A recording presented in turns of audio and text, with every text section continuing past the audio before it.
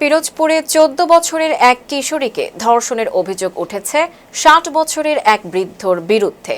অভিযুক্ত আব্দুল গনি শিকদার পিরোজপুর সদর উপজেলার মুক্তারকাঠি এলাকার বাসিন্দা। শুক্রবার সকালে বলেশ্বর নদীর পাড়ে ফুল তুলতে গিয়েছিল সেই কিশোরী। তারপর তাকে কৌশলে ডেকে নিয়ে জোরপূর্বক ধর্ষণ করে অভিযুক্ত আব্দুল গনি শিকদার। আমার মেয়ে ভোরে ৫টার সময় ৬টার দিক দিয়ে বের হয়েছে। ৬টার দিক দিয়ে বের হওয়ার পরে মুখ ধুইতে ধুইতে মানে দাঁত ব্রাশ করতে করতে বের হয়েছে। বের হওয়ার পরে বলে যে আম্মু আমি কয়টা, আমাকে বলে নেই এর মানে বকুল ফুল তোল টোকাবে নাকি, এই জন্য একটু হাঁটতে নদীর পাড়ে গেছে। নদীর পাড়টা আমাদের বাড়ি থেকে কাছে, তো এই সময় ওই বুড়ো লোকটা মুরব্বী লোক মুখ চাপে ধরে তার ঘরের ভিতর নিয়ে গেছে।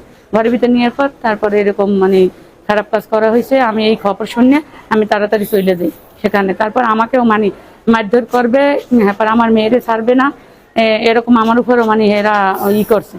তো আমি তারপরে আমার মানে মান সম্মান বজায় রেখে আমি সেখান থেকে চলে আসি। আসার পরে আমি এখানে স্যারের কাছে ফোন দিই, স্যারেকে নিয়ে তারপর আমি আমার মেয়েরে উদ্ধার করে হসপিটালে আসি। প্রথমে হচ্ছে এই মেয়েটা ওই যে খাল ভাঙা এখানে এই ঘরে ঢুকছে। ঢোকার পরে তারপরে এলাকাবাসী আমরা মানে খবর পাই, এখানে আসছি। আসার পরে দুইজনের একসাথে মানে ঘরের মধ্যে ধরছি।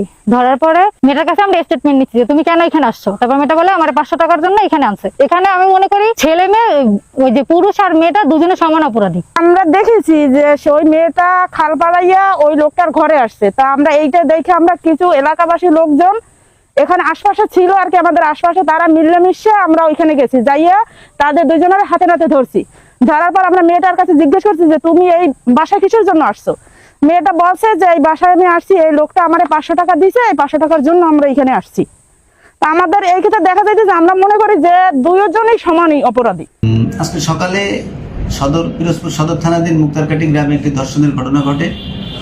এই ঘটনার প্রেক্ষিতে আমরা একটা অভিযোগ পেয়েছি। অভিযোগ প্রাপ্তি সাপেক্ষে আমরা নিয়মিত মামলা রুজু করেছি। আসামি একজন গ্রেফতার আছে, তাকে বিজ্ঞ আদালতে প্রেরণ করা হয়েছে। আর ভিকটিম এখন হসপিটালে আছে, ভর্তি আছে হসপিটালে।